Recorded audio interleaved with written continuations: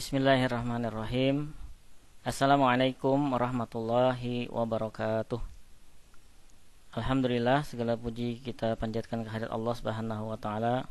Atas limpahan rahmat nikmatnya kita masih menjadi di antara orang-orang yang mengikuti perintah Allah, yaitu mengikuti perintah untuk menuntut ilmu agar menjadi orang yang terpelajar dan terdidik. Salawat serta salam tak lupa kita haturkan keharibaan besar Nabi Muhammad sallallahu alaihi wasallam, guru utama kita dalam agama Islam. Anak-anakku yang dirahmati Allah Subhanahu wa taala, dalam video pembelajaran kita kali ini Bapak akan membawakan pendahuluan perkenalan tentang bahasa Arab. Bagi kalian yang pernah belajar di madrasah ibtidaiyah ataupun madrasah sanawiyah tentu sudah tahu dengan bahasa Arab. Akan tapi bagi yang belum pernah, maka kita kenalan dulu dengan bahasa Arab, karena bahasa Arab ini adalah salah satu kekhasan yang dimiliki oleh madrasah dibandingkan dengan sekolahan-sekolahan lain. Baiklah anak-anakku, langsung saja kita akan kenalan dengan bahasa Arab itu apa. Yang pertama, bahwasanya bahasa Arab itu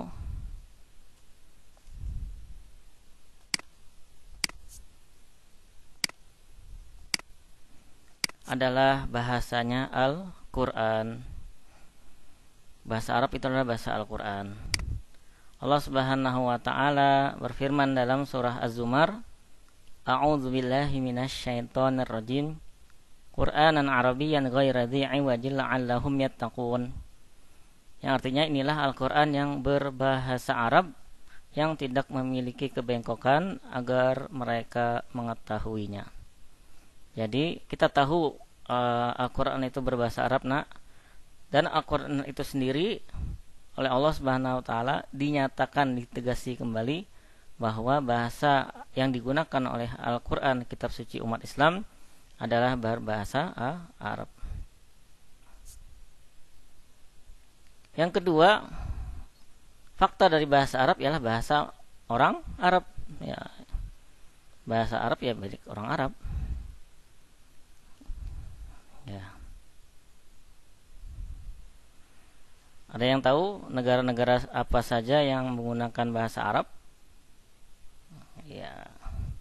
Di antara negara-negara yang menggunakan bahasa Arab yang kita kenal ada Arab Saudi, Mesir, Yaman, Jordania, Bahrain, Irak, Lebanon, Sudan, Aljazair, Maroko, Tunisia, Libya, Oman, Syria, Kuwait, Qatar, dan Palestina, dan banyak lainnya negara-negara yang menggunakan bahasa Arab. Sekali lagi bahwa bahasa Arab itu faktanya adalah bahasanya orang Arab. Kenapa Bapak tegasi ini? Nanti di pertemuan lain Bapak akan jelaskan apa maksud dari perkataan ini. Yang berikutnya, fakta yang harus kalian ketahui tentang bahasa Arab itu adalah bahasanya kita. Bahasa kita. Siapa kita? Orang Indonesia. Mengapa disebut bahasa Arab itu adalah bahasa orang Indonesia? Karena 20% dari seluruh kosakata bahasa Indonesia adalah serapan dari bahasa Arab. Bapak ulangi, 20% seluruh kosakata bahasa Indonesia adalah serapan dari bahasa Arab. Kalian pernah pasti mendengar kata-kata berikut ini. Nah, ini contoh-contohnya banyak, nak. Kalian bisa baca sendiri. Adat, adil, ahli, aib, dahsyat, hadiah, ijazah, jadwal, soal jawab, kaum, kianat, kuliah, kursi, kubur, makhluk, makmur, musyawarah, salju, katulistiwa, kamera, nama-nama hari, dan banyak lainnya. Itu sebenarnya berasal dari bahasa Arab lalu diserap oleh bahasa Indonesia. Maka itu bisa dikatakan bahasa Arab itu adalah bagian dari bahasa Arab adalah bagian dari bahasa Indonesia. Fakta berikutnya yang kalian perlu ketahui bahwasanya bahasa Arab itu bahasa resmi yang digunakan di Perserikatan Bangsa-Bangsa. Apa maksud bahasa resmi? Maksudnya orang Arab boleh menggunakan bahasa Arab mereka dalam pidato-pidato kenegaraan di PBB, di sidang Perserikatan Bangsa-Bangsa. Beda dengan bahasa Indonesia, bahasa Indonesia itu bukan bahasa resmi PBB. Artinya perwakilan bangsa Indonesia, negara Indonesia untuk berpidato di sana, mereka harus menggunakan bahasa resminya, mau itu pakai bahasa Inggris atau bahasa Cina, bahasa Arab dan lain sebagainya. Intinya yang salah satu dari bahasa resmi. Mengapa bisa dijadikan bahasa resmi? Karena terkait pada jumlah penduduk dunia yang menggunakan bahasa Arab itu sendiri. Mengapa banyak? Karena ya banyak juga orangnya. Seperti bahasa Cina, ada 1,39 miliar orang yang menggunakan bahasa Cina. Otomatis, maka bahasa Cina adalah bahasa resmi PBB. Ada berikutnya bahasa Urdu. Ini bahasa orang Pakistan, 588 juta. Kemudian bahasa Inggris ternyata hanya 527 juta orang yang mengucapkannya, maka dia juga termasuk bahasa internasional resmi di Perserikatan Bangsa-Bangsa. Lanjut ke pembahasan siapakah dan kenapakah harus belajar bahasa Arab. Siapa yang belajar bahasa Arab dan kenapa? Yang pertama, bahwasanya yang belajar bahasa Arab itu adalah orang Islam. Kita orang Islam, kita harus belajar bahasa Arab. Kenapa, Agar pemahaman kita tentang agama kita, agama Islam, lebih dalam. Dalam Al-Quran berbahasa Arab. Nabi Muhammad itu orang Arab ya. Bahasa beliau adalah bahasa Arab. Kitab-kitab para ulama aslinya juga berbahasa Arab. Jadi, untuk lebih dalam penguasaan kita terhadap agama kita sendiri, maka seyogianya seharusnya kita paham bahasa Arab. Kalian lihat di gambar ini. Di gambar ini sebelah kiri atas, sebelah kanan atas itu adalah mushaf Al-Quran yang pertama. Mushaf itu artinya Al-Quran ya. Mushaf itu buku Al-Quran. Itu sebesar itu dan tulisannya, isi tulisannya adalah yang ada di kiri bawah. Kiri bawah itu adalah tulisan Al-Quran di zaman awal-awal di pembukuan Khalifah Sayyidina Utsman radhiyallahu an. Adapun yang ada di kanan bawah itu adalah mushaf kita seperti sekarang ya. Sudah bukunya kecil, tipis, ada yang bahkan bisa masuk kantong saku. Sayyidina Umar, kenal ya, Sayyidina Umar adalah sahabat agung Nabi. Beliau berkata, pelajarilah bahasa Arab karena ia merupakan bagian dari agamamu, yaitu agama Islam. Jadi salah satu bahasa yang kalau kita belajar kita dapat pahala ialah bahasa Arab. Karena kalau kita belajar bahasa Arab ini sama seperti kita belajar bagian dari agama Islam kita. Ini salah satu bacaan Al-Quran di tulisan-tulisan awal mushaf pertama ya. Ini bacanya apa ya? Bismillahirrahmanirrahim. Ini surah Al-Buruj ya. Was-samaa'i dzatil buruj wal yaumil mau'ud. Ini 2 ayat aja nih. Ya, ada yang bisa baca? Itu bacaannya. Islam itu memang berasal dari Arab, setuju ya? Al-Quran berbahasa Arab, Nabi Muhammad orang Arab, setuju ya? Islam berasal dari Arab. Tapi ingat nih, tidak semua yang berasal dari Arab itu Islam. Lihat nih, ada kaligrafi di bawah 2, kiri dan kanan. Bagus ya kaligrafinya, bulat-bulat gitu, tulisan Arabnya indah gitu ya. Tapi yang sebelah kiri itu adalah ayat kursi, surah Al-Baqarah ayat 255. Adapun kaligrafi yang ada di sebelah kanan itu ternyata adalah ayat-ayat Injil Matius ayat 26 sampai 30. Kok bisa, Pak? Ya, karena di Arab sana tidak semua yang muslim, ada juga yang non muslim yang beragama Nasrani ataupun agamanya Yahudi. Jadi ya kitab suci mereka ya berbahasa Arab. Nah ya, jadi pahami dengan baik bahwa semua yang berasal dari Arab tidak mesti Islam. Nih sama ya. Ada kata-kata lafaz jalalah di atasnya Allah. Ini kalau kita lihat sepintas, wah ini kayaknya kaligrafi indah banget ya. Ya. Tapi kalau kita tahu artinya, wah ini ternyata adalah salah satu ayat dari Injil yang ada di surah Efesus. Bapak nggak paham ya Efesus itu apa? Ya, kalian lihat sendiri, baca sendiri terjemahannya. Ada kata-kata Kristus. Nah, itu kan adalah salah satu kosakata yang ada di dalam tradisi umat Nasrani. Nah, jadi hati-hati ya memilih kaligrafi. Tidak langsung mencap semua yang dari Arab itu Islam. Ya, bisa saja orang Arab itu tidak Islam. Nah ya. Yang kedua, mengapa dan siapa orang yang belajar bahasa Arab? Orang Islam belajar bahasa Arab agar lebih khusyuk ibadahnya. Baca Qur'annya, nah kalau kamu paham Al-Qur'an luar biasa. Salat Allahu Akbar, artinya Allah Maha Besar. Ketika ruku kamu baca tasbih tahu artinya, wah itu hebat. Ketika sujud tahu artinya, wah hebat lagi, dan seterusnya. Makin khusyuk ibadahnya ya. Ketika berdoa, doanya berbahasa Arab. Allahumma inna nas'aluka salamatan fid din. Ya Allah, kami memohon kepadamu keselamatan di dalam perkara agama. Wah, itu tahu artinya, lebih khusyuk doa kita. Sekalipun memang doa tidak mesti berbahasa Arab. Zikir juga ya. Zikir lebih khusyuk ibadah kita kalau kita tahu artinya. Kita ucapkan subhanallah, berzikir subhanallah, subhanallah, subhanallah. Dalam hati kita berucap maha sucimu ya Allah, maha suci engkau ya Allah, maha suci engkau ya Allah. Wah, itu kan lebih khusyuk akhirnya ibadah kita.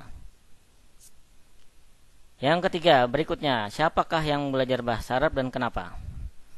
Orang yang belajar bahasa Arab ialah para pelajar madrasah seperti kalian, nak.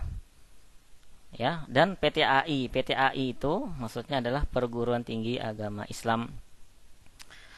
Madrasah Ibtidaiyah ya, ada madrasah sanawiyah, madrasah aliyah, ini kalian sekarang ini.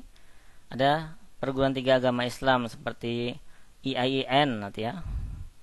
Nah, mereka karena mereka adalah pelajar madrasah dan mahasiswa PTAI, mereka harus belajar bahasa Arab. Mau nggak mau, suka tak suka. Ketika kalian memilih madrasah aliyah, sekolah di madrasah aliyah negeri Pasir ini, ya mau nggak mau ya ketemu bahasa Arab nah ya. Berikutnya, siapakah yang belajar bahasa Arab? Yaitulah para pelancong negeri Arab. Orang yang berangkat ke negeri Arab maksudnya, nak. Ada yang mau jalan-jalan, ada yang mau belajar di sana, ada yang mau bisnis, itu. Ada yang mau haji dan umrah, mudah-mudahan kita semua naik haji dan umrah nak ya. Dan atau jadi TKI, wah kasihannya TKI. Mereka jauh-jauh mencari nafkah sampai ke negeri orang. Karena mereka mencari nafkah ke negara Arab, ya mereka harus belajar bahasa Arab. Bayangkan aja kalau mereka bekerja dengan orang Arab, mereka nggak bisa bahasa Arab, kasihan. Kenapa? Ya agar tidak dibodohi orang Arab. Nah, lihat gambar apa nih? Ya, itu blur nah ya, muka wajah tentaranya di blur. Kalau kalian mau tahu, ini adalah foto Irak, di Irak sana. Tahu Irak ya? Dulu sempat dijajah oleh Amerika. Kasihan negara Irak nah ya. Salah satu saudara-saudara kita Muslim di sana dibantai oleh Amerika. Dia berpose dengan tentara Amerika dengan tulisan Arab yang ada di tangan keduanya nah ya. Kenapa lucunya adalah bahwasanya orang Arab, orang tentara ini tidak tahu bahwa tulisan Arab itu sebenarnya menghinanya. Ada sebuah pepatah mengatakan, pepatah Arab, barang siapa yang paham bahasa suatu kaum, dia akan terlepas dari tipu daya mereka. Kita belajar bahasa Arab agar kita nggak dibodohi Arab. Ini bagi yang mau berangkat ke sana nak ya. Apakah belajar bahasa Arab itu sulit? Tulisannya, sering nggak tulisannya? Enggak, tulisannya mudah saja. Karena tipsnya adalah sering-sering menulis, pasti makin lancar. Bacaannya gimana? Bacaannya kan sudah bisa baca Quran, nak ya. Kalian sudah bisa baca Quran kan? Masuk sini kan sudah dites baca Quran. Nah, sama saja, enggak jauh beda kok. Baca yang gundul gimana, Pak? Nah, baca gundul. Gundul maksudnya itu hurufnya huruf Arab tapi nggak ada harokatnya. Itu maksudnya dari bacaan gundul, nah ya. Nah, caranya dengan belajar tata bahasanya. Ya. Kalau kalian belajar tata bahasa nak di kelas 10, 11 agama dan 12 agama nanti, ya, insya Allah kita belajar itu biar bisa baca yang gundul-gundul. Ketahuilah anak-anakku bahwasanya belajar bahasa Arab atau bahasa asing selain Arab ya, apapun bahasa asing yang kalian ingin pelajari, tidaklah sulit mempelajarinya selama caranya sama seperti kalian belajar bahasa orang tua kalian. Kalian belajar bahasa Indonesia ini, kalian bisa bahasa Indonesia ya, bisa bahasa daerah orang tua kalian kan. Kalian perlu kamus nggak? Atau kalian pernah kursus nggak? Nggak pernah kan? Jadi kalian belajarnya bagaimana? Nah, beginilah cara belajar kalian tentang bahasa orang tua kalian. Pertama, kalian mendengarkan dan memperhatikan. Ketika kalian dari kecil dikelilingi oleh bahasa-bahasa orang tua kalian, kalian dengar terus walaupun belum bisa mengucapkan, tapi didengar terus dan diperhatikan. Kedua, menangkap maknanya.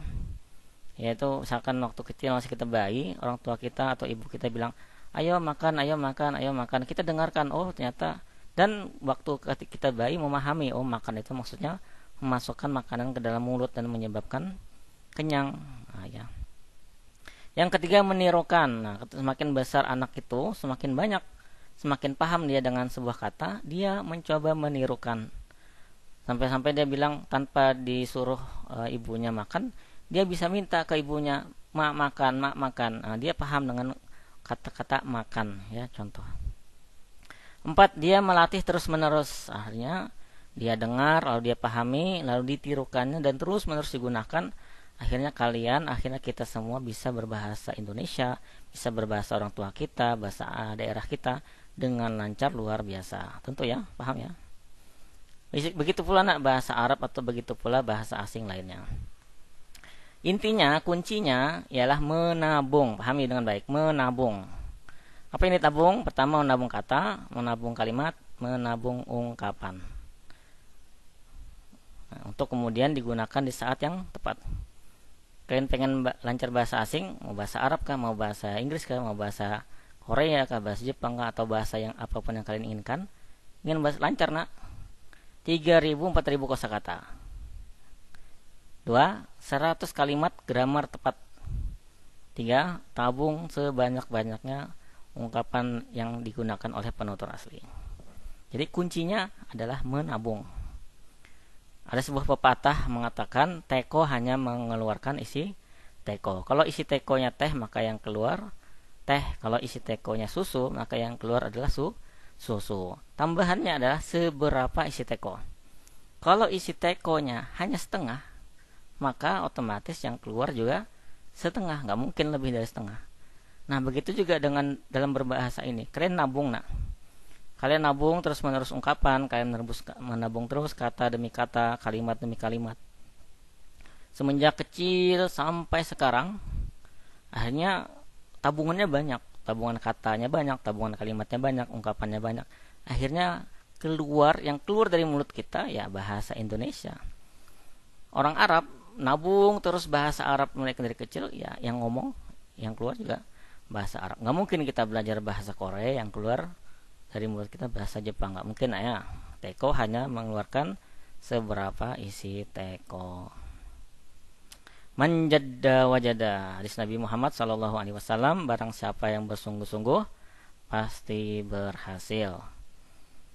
Anak-anakku, apapun yang kalian inginkan, kalian harus bersungguh-sungguh kalau kalian serius. Ingin jadi apapun yang kalian inginkan, mau ahli di bidang apapun yang kalian inginkan, kuncinya dikasih tahu oleh Nabi, bersungguh-sungguhlah. Panjang ceritanya kalau Bapak ceritakan man di sini ya, man barang siapa, tanpa melihat latar belakang nak. Siapapun itu, nggak nggak lihat apakah dia muslim atau tidak, nggak lihat apakah dia kaya atau miskin, nggak lihat dia itu datang dari kota ataukah dari desa, nggak penting. Apakah orang tuanya memilih pendidikannya tinggi ataukah enggak, nggak penting. Yang penting kamunya, apakah kamu bersungguh-sungguh, pasti berhasil nak. Kalau bersungguh-sungguh pasti berhasil. Ini adalah tips atau kunci sukses menurut Nabi Muhammad Sallallahu Alaihi Wasallam.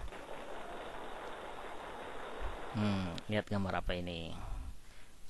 Paham nak ya gambarnya? Bahwasanya dengan gambar ini Bapak ingin mengingatkan kalian anak-anak Bapak tentang betapa besar nikmat yang kalian dapatkan. Nah, di saat kalian bisa bersekolah, maka di saat yang sama mungkin di antara kalian punya teman-teman yang kurang seberuntung kalian. Ada yang mereka iri sekali melihat kalian, oh dia bisa sekolah lagi, dia bisa meneruskan sekolah. Ada yang iri melihat kita bisa berpakaian seragam, bisa bertemu banyak teman, bertemu guru, dan lain sebagainya. Sementara mereka karena keadaan yang tidak memungkinkan, akhirnya mereka putus sekolah. Misalkan mereka harus membantu orang tua, mereka harus mencari uang sendiri, kasihan. Dan intinya kepada kalian yang alhamdulillah luar biasa nikmat yang diberikan kepada kalian, bersyukur. Gunakan waktu, gunakan kesempatan, rajin belajar. Usia kalian ini adalah usia yang paling tepat untuk belajar, nak. Demi kalian sendiri, bukan buat bapak, bukan buat guru-guru, bukan buat orang tua. Kalianlah yang akan menggantikan kami. Bapak tidak masih jadi guru, bapak akan meninggal. Presiden akan meninggal, bupati, gubernur, semuanya akan meninggal. Kalianlah generasi kami yang akan menggantikan kami. Kalian harus lebih baik dari kami, karena itu belajarlah. Kami kasih tahu sekarang. Betapa banyak kalau kalian tidak bersyukur, menggunakan waktu kesempatan dengan baik, ya berarti itu tanda kurang bersyukur. Sementara luar biasa nikmat yang diberikan Allah kepada kalian. Sekali lagi aku ingatkan kepada kalian, bersyukurlah kepada Allah atas nikmat yang luar biasa ini. Berterima kasih pada orang tua yang mau mengongkosi kalian, mau mengizinkan kalian terus bersekolah. Dan terima kasih kepada orang-orang yang mendukung kalian selama ini. Baik anak-anakku, cukup sekian materi Bapak kali ini. Ini hanya pengantar saja untuk pembelajaran kita ke depannya. Bapak akan menggunakan prinsip menabung dalam pembelajaran bahasa Arab. Mungkin itu kurang lebihnya Bapak mohon maaf bila kepanjangan. Bapak akhiri. Assalamualaikum warahmatullahi wabarakatuh.